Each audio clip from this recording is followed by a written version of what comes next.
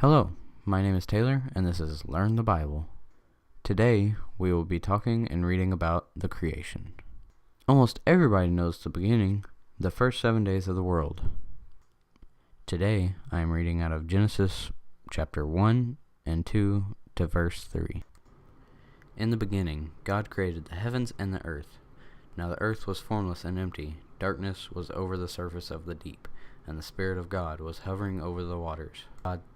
God said, "Let there be light," and there was light. God saw that the light was good, and he separated the light from the darkness. God called the light day, and the darkness he called night. And there was evening, and then there was morning, the first day. And God said, "Let there be an expanse between the waters to separate water from water." So God made the expanse and separated the water under the expanse from the water above it. And it was so. God called the expanse sky. And there was evening, and then there was morning, the second day. And God said, "Let the water under the sky be gathered to one place, and let dry ground appear." And it was so. God called the dry ground land, and the gathered waters he called seas. And God saw that it was good. Then God said, "Let the land produce vegetation, seed-bearing plants, and trees on the land that bear fruit with seed in it, according to their various kinds." And it was so. The land produced vegetation, plants bearing seed according to their kinds, and trees bearing fruit with seed in it according to their kinds. And God saw that it was good. And there was evening, and then there was morning, the third day. Just to think that if you go outside and you look out and you see trees and you see a bird and you see grass, that was all made by God. It's an amazing thing. And God said, "Let there be lights in the expanse of the sky to separate the day from the night, and let them serve as signs to mark seasons and days and years. And let them be lights in the expanse of the sky, to give light on the earth." And it was so. God made two great lights, the greater light to govern the day, and the lesser light to govern the night. He also made the stars. God set them in the expanse of the sky to give light on the earth, to govern the day and the night, and separate light from darkness. And God saw that it was good. And there was evening, and then there was morning, the fourth day. And God said, "Let the water teem with living creatures, and let birds fly above the earth across the expanse of the sky." So God created the great creatures of the sea, and every living thing, moving thing, with which the water teems, according to their kinds, and every winged bird according to its kind. And God saw that it was good. God blessed them and said, "Be fruitful and increase in number, and fill the water in the seas, and let the birds increase on the earth." And there was evening, and then there was morning, the fifth day.